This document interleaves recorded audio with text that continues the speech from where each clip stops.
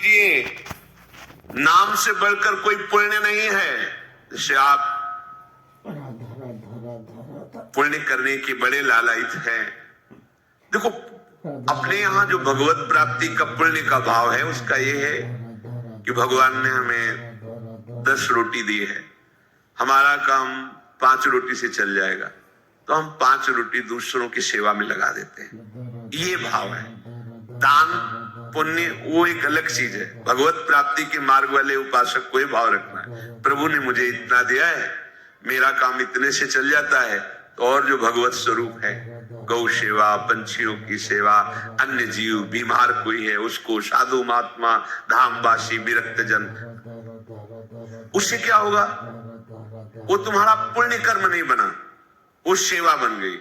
और सेवा सीधे भगवान से है, बीच में किसी का मिलना जुलना नहीं, सीधे भगवान। सेवा का फल भगवान की प्रसन्नता, और जिसके ऊपर भगवान प्रसन्न हो गए, अब क्या बकाया रह गया? जिनके प्रसन्न होने पर भी और किसी को राजी करने की जरूरत नहीं पड़ती। जहां पर कृपा राम की हुई, ता पर कृपा करे।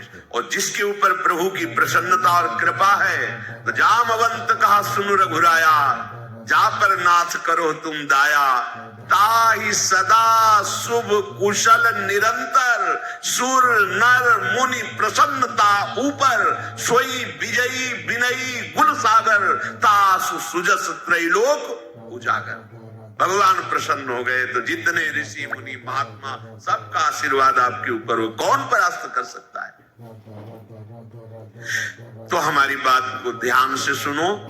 तुम जिस परिस्थिति में हो, भगवान ने तुम्हें जहां रखा है, जैसी परिस्थिति में रखा है, तुम्हें निराश हताश होने की जरूरत नहीं है। वहीं तुमको सब फल मिल जाएगा। बस तुम ठीक से नाम जप करना शुरू कर दो। नाम जप अर्थात निरंतर भगवत संयोग, निरंतर भगवत। जय नाम ते कृष्ण। कृष्ण नाम और कृष्ण स्वरूप अभेद है। यही नाम, अगर हम बोल रहे राधा राधा, तो मेरी लाडली जो राधा नाम रूप से मेरी जिह्वा में विराजमान है, अपार कृपा कर रही है। ये राधा नाम ऐसे सुनने को नहीं मिलता, ना जिह्वा में आता है। जब महारानी जी के रजोपसेवी रसिक जनों की कृपा, धाम की कृपा, तब जाके राधा नाम ने। तो राधा नाम वेद पुराणों से भी अलग है। ये अन्यत्र आपको कहीं नहीं सुनने को मिले। यहीं से बाहर हटिए, मथुरा जाइए तो जय श्री कृष्ण मिलेगा, जय श्री कृष्ण। क्योंकि ये भूमि जिसमें आप विराजमान हैं, ये महाप्रेमामृत का सार, परा विद्या स्वरूप राधा नाम। वृंदावन के वृक्ष को मरम न जाने कोई, यहाँ डाल डाल और पात पात में राधा राधा। यहाँ तो वायु भी राधा राधा बोलती है। यहाँ के पशु पक्षी राधा यशो मुखर मत, एक एक पक्षी राधा राधा बोलता है। हमारी श्रवणेंद्रिय में दम नहीं, इसलिए हम समझ नहीं पा रहे। महाप्रेम समुद्र है श्री धाम वृंदावन। मन नहीं लगता, कोई बात नहीं। भाव नहीं बनता, कोई बात नहीं। आप केवल जिह्वाग्रे, जिह्वा के अग्र भाग में उच्चारण कीजिए राधा राधा राधा। जिह्वाग्रे नहीं मन से अग्रे। मन लगे ना लगे, जीभ से बोलो, तुम्हारा काम हो जाएगा। नाम से जगन्यंता सर्वेश्वर भगवान खिंचते हुए हमारे पास आ जाएंगे। पतंगो यथा त्वाम अनुभ्राम्यमाणः। प्रभु है पतंग, नाम है डोरी, खींचते जाओ राधा राधा राधा, नजदीक आते चले जाएंगे। पतंग को पकड़ना चाहो, डोरी छोड़ दो, कभी नहीं पकड़ पाओगे। नाम छोड़ दो, भजन छोड़ दो, और साधन करो, हरि नहीं अधीन होने वाले। डोरी है, नाम रूपी डोरी को निरंतर खींचते राधा राधा राधा। पतंगो यथा त्वाम अनुभ्राम्यमाणः। मृत्यु का भय तुम्हें इसीलिए सताता है कि तुमने मृत्यु की तैयारी नहीं की। जैसे किसी गृहस्थ के यहाँ अचानक 20 आदमी आ जाए, वो घबरा जाएगा कि हमने कोई तैयारी नहीं की है, कैसे एकदम 20 आदमी एकदम। और जब बारात आती है तो 500-1000 आदमी आते हैं, मुस्कुरा के स्वागत करता है। क्यों? पहले से तिथि तारीख निश्चित थी, तैयारी फिट थी। 500 की जगह अगर 100 और बढ़ जाते हैं तो कड़ाई चढ़ी हुई, कोई परेशानी नहीं। हमें जहां जाना है वहां का हमें परिचय प्राप्त हो चुका है, हमारा निश्चय हो चुका है, तैयारी है पूरी, अभी जाना अभी चलते, कोई परेशानी नहीं। लेकिन आपने तैयारी तो रहने की है, जाने की तो की नहीं। यहाँ पूरे विश्व में जितने भी हैं, कोई बिरले हैं जो जाने की तैयारी में लगे, नहीं सब रहने की तैयारी में लगे। नहीं, अब ये पेंट थोड़ा गंदा हो गया, नया पुतवा दीजिए, ये बनवा दीजिए, वो कर दीजिए, सब रहने की तैयारी में। आखिरी तक दांत खराब हो गए, नए लगा दीजिए। आंख खराब हो गई है, ऑपरेशन करके चश्मा लगवा दी। कान खराब, मशीन लगा दी, मशीन। वो दिल ब्लॉक हो रहा है तो नली डाल के कर दीजिए। रहने की तैयारी। अब जब जाने की बात आती है तो होश उड़ जाते हैं। हमने जाने की तो तैयारी नहीं की थी। मृत्यु से भय क्यों लगता है? क्योंकि तुमने जाने की तैयारी नहीं की। और जाना पक्का है। जैसे सरकारी आदमी होता है ना, उसको बंगला गाड़ी मिलती है, प्रयोग करता है, उसकी आसक्ति नहीं होती। क्योंकि कब सरकारी आदेश आ जाए कि इस प्रांत से उस प्रांत में जाना, वहां बंगला गाड़ी मिलेगा। वो सरकारी है, प्रयोग कर रहा है, लेकिन उसकी आसक्ति नहीं। जैसे कोई कहे ना कि ये खिड़की का कोना टूटा हुआ है, क्या है, कभी भी आदेश आ सकता है कि आपको अमुक जगह जाना है, वहां नया बंगला गाड़ी मिलेगी। ये तो सरकारी है, वो ठीक कर रहा है, हमें तो केवल सरकारी काम। बिल्कुल ऐसे ही ये सरकारी गाड़ी मिली है सरकारी काम करने के लिए। भगवत प्राप्ति साधन धाम मोक्ष कर द्वारा, पाई न जे परलोक संभारा, सो परत्र दुख पावई, सिर धुनि धुनि पछताए, काले कर्मई ईश्वरे मिथ्या दोष लगाए। अब जब बुलावा आया, डॉक्टर ने कहा कि बस 1 साल के हो तुम, बस ये कैंसर ले जाएगा आपको, वो मतलब बचने की संभावना। क्योंकि तैयारी जाने की नहीं की थी ना, रहने की तैयारी की थी। अब कहां जाएंगे? जितना हमने प्रेम फैलाया वो तो यही है, जितना हमने कमाया वो सब यही है, जिसके लिए कमाया वो सब यही। अब हम कहां जाएंगे? हमारा मित्र कौन होगा? हमें प्यार कौन करेगा? हमारे पास है क्या? गया मन पछितई है, अवसर बीते, दुर्लभ देह पाए हरिपद भजु, करम वचन अरु जीते, मन पछितई है अवसर बीते। ये सुत बनिता आदि जान स्वार्थ रत, ना करुणे सभीते, अंत ही तो ही तजेंगे पामर, तू न तजय बहीते। ये सब तुझे छोड़ देंगे, तैयारी कर। गुरु कृपा से हम अपने हृदय की बात कह रहे हैं, प्रतिपल तैयार है। क्यों? जैसे कभी स्मरण भी आया, कष्ट होता, जैसे कल था डायलिसिस हो रहा, बीच में एकदम प्रसन्नता होती, श्री जी के पास जाना है। कहां जाना है? श्री जी के पास जाना है। मृत्यु हमारे लिए मृत्यु थोड़ी है, श्री जी के पास जाने का पास है कि अब फाइनल। अभी तक तो भाव से रहा, अब फाइनल, खत्म, संसार चक्र खत्म। अब तो अपनी लाडली के पास जाना है, बस। कितना आनंद! जैसे आपका कोई प्रिय है, वर्षों से आप उससे मिलना चाहते हैं, और गाड़ी आ गई, बुलावा आ गया, चलिए आप, तो आपको कैसा लगेगा? ये थोड़ी लगेगा कि भय लगे, नहीं, एक उमंग आएगी, आप तो तुरंत तैयार हो जाएंगे चलने के। हाँ, हम तो वर्षों से इंतजार कर रहे हैं, बस। ये जो मृत्यु तुम्हें भय प्रदान कर रही, तुमने तैयारी नहीं की। मृत्यु अमंगल में नहीं है, परम मंगल है। मृत्यु शोक नहीं है, महोत्सव है। बस यही समझ नहीं पा रहे। क्यों? भगवान ने मृत्यु को अपना स्वरूप कहा है, मैं सर्व कुछ हरण करने वालों में मृत्यु हूं, मेरे प्रीतम है मृत्यु, और कोई नहीं है, श्री कृष्ण है। आलिंगन करो अपने प्यारे श्री कृष्ण का और निरंतर दिव्य लीला में पहुंच चलो। पर ये बात की कोई तैयारी नहीं कर रहा, सब जीने की तैयारी हो, यही रहने की, किसी को नहीं रहने दिया जाएगा। ये सरकारी बंगला है, यहां ट्रांसफर होते रहते हैं, पुराने गए नए आए, पुराने गए नए आए, आप खुद देख रहे हैं कौन रहा। लेकिन अपने लोगों की बुद्धि इस बात में तैयार नहीं हो रही कि मुझे जाना है। अंदर से देखो, अंदर की बात कह रहे, बाहर से तो अभी आप हाथ उठाओ, कितने जाना चाहते हैं, क्या जाना। जब डॉक्टर कहेगा कि जाने की बात आ गई, तुम्हारी किडनी फेल, तुम्हारा दिल फेल, तुम्हारी इतना बड़ा मुंह पकड़ जा, अब क्या होगा।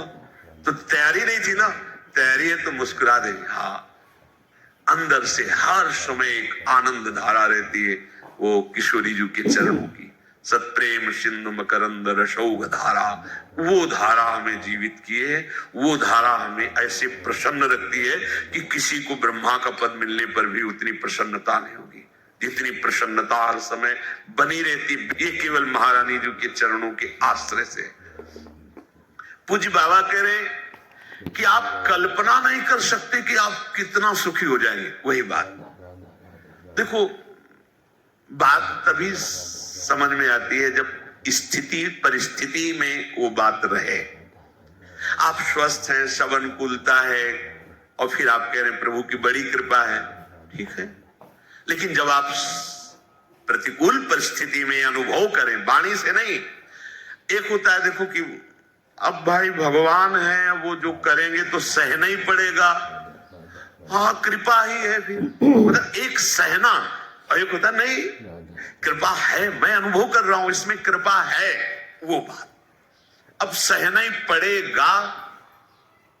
और एक है कृपा, ये कृपा है जो अनुभव होता है, ये मृत्यु को भी भयभीत कर देगी। आप देख, कुछ नहीं, कुछ नहीं, ऐसा परमानंद प्रकट होता है केवल लाडली जी के आश्रय से।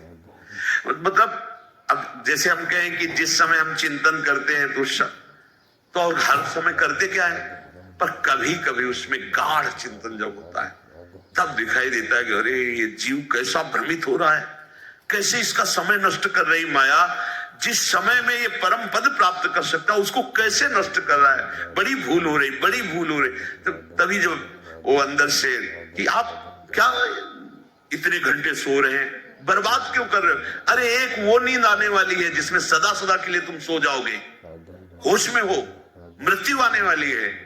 यहां तो काम चलाना है, भोजन पाके, क्रियाएं करके, नींद लेके, ये केवल काम चलाना है। मुख्य हमारा कार्य है भजन, क्योंकि इससे हमारी गति बनेगी। हमारे जीवन का लक्ष्य भजन है।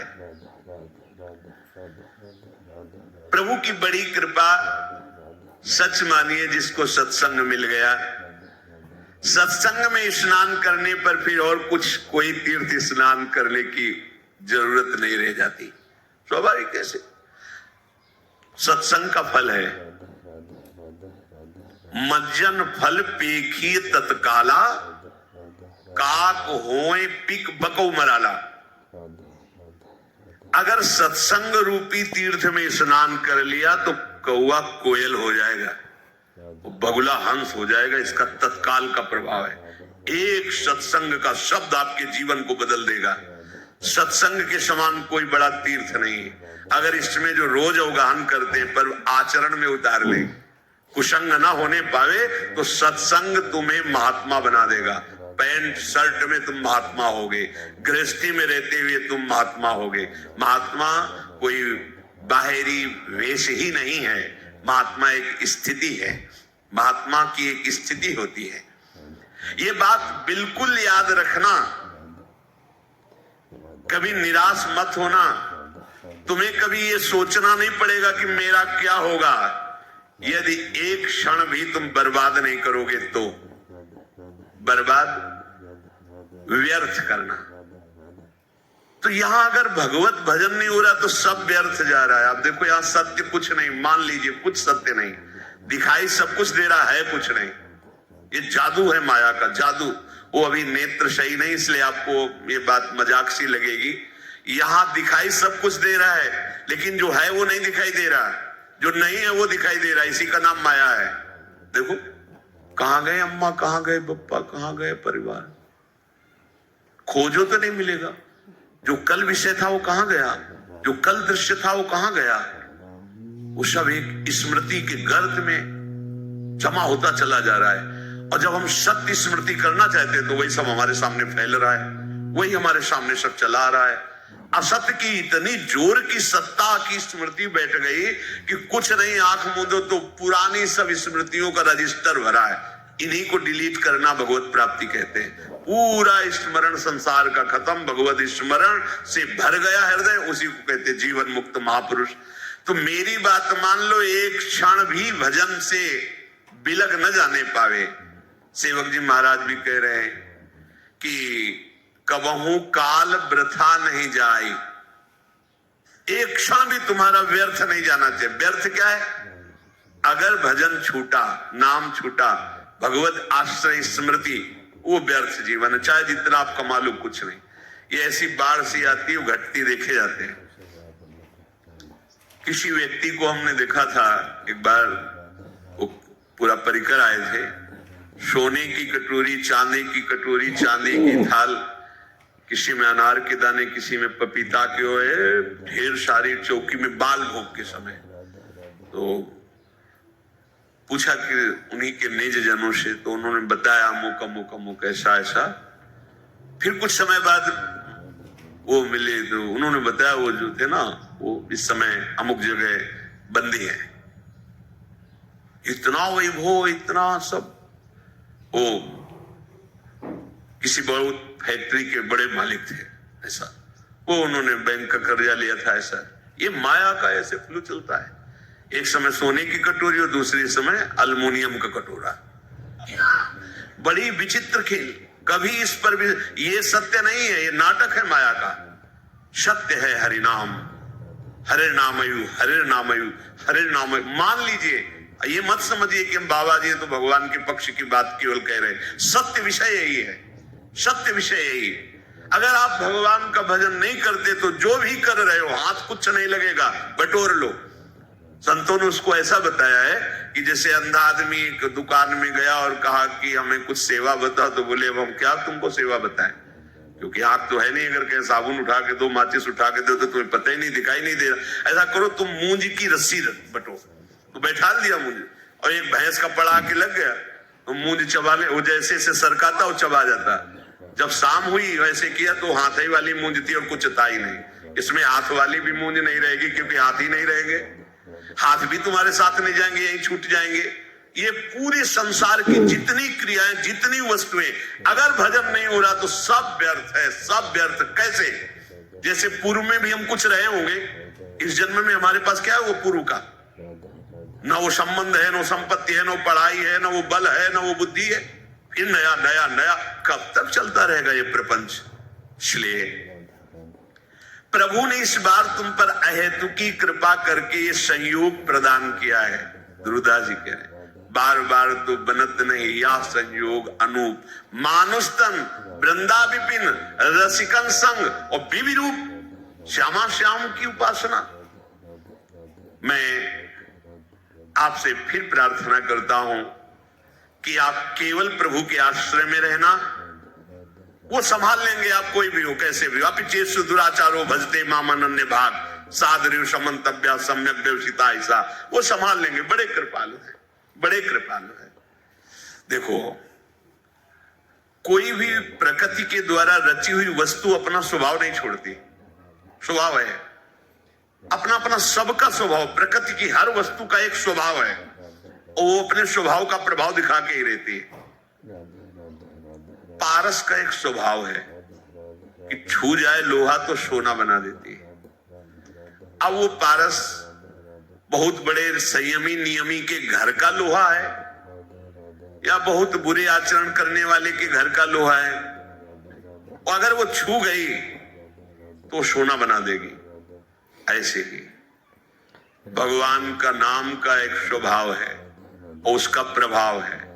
तुम कैसे हो इससे कोई मतलब नहीं है नाम को, जैसे पारस को कोई मतलब नहीं। सिर्फ लोहा, किसके घर का लोहा है, किस प्रयोग में आता था, इसे कोई मतलब नहीं। छुआ स्वर्ण बना दिया। ऐसे ही नाम, तुम कौन हो, किसके घर के हो, कैसे आचरण वाले हो, कोई मतलब उसको नहीं। शुरू कर दो नाम जपना, वो आपको संभाल लेगा। पारस तो सोना बना देती है, लेकिन ये नामी को अधीन करा देता है। सर्वलोक महेश्वर भगवान उसके अधीन हो जाते। सुमिर पवन सुत पावन नामू, अपने बस करी राखे रामू। और भगवान तो आपको प्यार कर ही रहे, क्योंकि भगवान कभी असत्य नहीं बोलते। भगवान कहते हैं सुहृदम सर्वभूतानाम, मैं समस्त भूतों का सुहृद हूं, बहुत प्यार करता हूं। तो हम भी तो है ना। तो यदि हम भजन करके प्रभु को अपना जीवन समर्पित कर दें, तो हमारी जितनी मांगे वो सब अपने आप पूर्ण हो जाएंगी। केवल भजन करने वालों को ही अनुभव होता है कि भगवान हमें प्यार करते हैं। प्यार सबको करते हैं। सब मम प्रिय सब मम उपजाए। परम सुहृद सर्वलोक महेश्वर भगवान की दृष्टि में हम हर समय हैं, वो हमें देख रहे हैं। शास्त्र शीर्षा पुरखा सहस्राक्षा, हजारों नेत्रों से हमें देख रहे हैं। विश्वतस् चक्षुर, पूरे विश्व में उनके नेत्र हैं, वो देख रहे हैं। मतलब एक छोटा सा अणु भी वो भगवान की दृष्टि से बच के नहीं जा सकता। सब भगवान देख रहे हैं। कितने सुख की बात है कि हमें भगवान देख रहे हैं। अवश्य आप ऐसा दृढ़ विश्वास करें तो आपको कभी प्रतिकूलता का मुख नहीं देखना पड़ेगा। आपको भगवान देख रहे हैं तो बोले कभी प्रतिकूलता का मुख नहीं देखना पड़ेगा। क्यों? क्योंकि जब आप ये देखोगे कि श्री भगवान देख रहे हैं तो आप पापाचरण नहीं करोगे। सच्चा उपासक वही है जो हर समय देखता रहता है कि भगवान देख रहे हैं। दो शिष्य बनने के लिए एक संत भगवान के पास गए और कहा हम आपके शिष्य होना चाहते हैं, कंठी भी लाए, माला भी लाए, दे दीजिए। हाँ ठीक। 2 तरबूज मंगाए और कहा जाओ इन 2 तरबूजों को अलग अलग ले जाओ और ऐसी जगह इसको अमनिया करो, काटो जहां कोई देख न रहा हो। एक गए, थोड़ी देर में काट के आ गए। महाराज जी बोले उसको भी आ जाने दो। वो शाम तक फिर आए समूचा लेके। तो उनका भाई आपने तो बहुत जल्दी अमनिया करके ले आए। बोले हाँ, एकांत में गए, जंगल था आसपास, देखा कोई नहीं था, अमनिया किया, ले आए। क्यों भाई तुम्हें एकांत नहीं मिला? बोले महाराज जी मैं जहां देखता तो मुझे लगता भगवान तो देख ही रहे ना। आपके वचन थे कोई ना देखे, तो भगवान तो देख रहे ना। मुझे कोई ऐसी जगह नहीं दिखाई दी कि जहां भगवान ना देख रहे हो, इसलिए आपकी जो आज्ञा थी कोई ना देखे, तो इसलिए मैं नहीं काट पाया। तो उससे कहा तुम तरबूज खा लो और जाओ। और उससे कहा तुम आओ, तुम्हें हम दीक्षा देते हैं क्योंकि तुम इस बात के अधिकारी हो।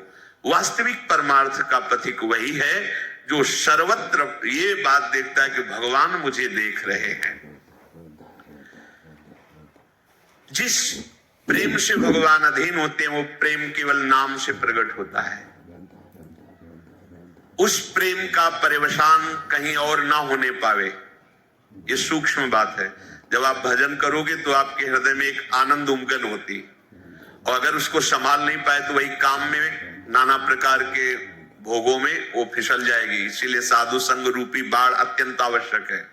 जब साधन की उमगन में हृदय द्रवित होने लगे भजन के प्रभाव से, तो बाहर से आपका स्वभाव कड़ुआ हो जाना चाहिए, उदासीन हो जाना चाहिए, गंभीर शांत। दूसरे को लगे कि हर समय जलता रहता है क्या, कैसे देखता है, ऐसा लगना चाहिए। गंभीर शांत, कोई बात जी, हिम्मत न पड़े किसी की आपसे परिचय बनाने की, ऐसा स्वभाव बनाना चाहिए। ये हम एकांतिक बात अंदर की कहते हैं। जब आपका भजन बढ़ने लगे, आपके हृदय में अनुभव होने लगे कि विकार शांत हो रहे हैं, आनंद का अनुभव, भजन निरंतर चलने का प्रवाह आने लगा है, कुछ दिव्यता आने लगी, उतने ही आपको बाहर से उदासीन हो जाना चाहिए। बिल्कुल व्यवहार में ऐसा साबित नहीं करना चाहिए कि आप बहुत सरल आदमी हैं, आप बहुत, बिल्कुल नहीं। ऐसा लगना चाहिए रुक्ष आदमी है क्या, इसमें प्रियता तो झलक ही नहीं रही, ऐसा। और बात करने के लिए एक बार सोचना पड़े किसी को कि इससे बात करना है, यार इससे बात न करना ही अच्छा है, ऐसा लगे कोई। अपने लोग क्या होते हैं, जहां आनंद की उमगन आई तो हम फैल जाते हैं, व्यवहार बनाने लगते हैं। आई हुई भोग सामग्रियों की भजन तो चल ही रहा है, इसको भी बस वो भजन को छीन करने लगता है। कहीं ना कहीं वो द्रवित हृदय, जैसे मोम होती है ना, द्रवित हो जाए, कोई भी छाप लगा दो, ऐसे ही भजनानंदी को बहुत सावधान रहना चाहिए। हृदय द्रवित हो गया, उसमें जो छाप लगेगी बहुत मिटाना मुश्किल पड़ेगा।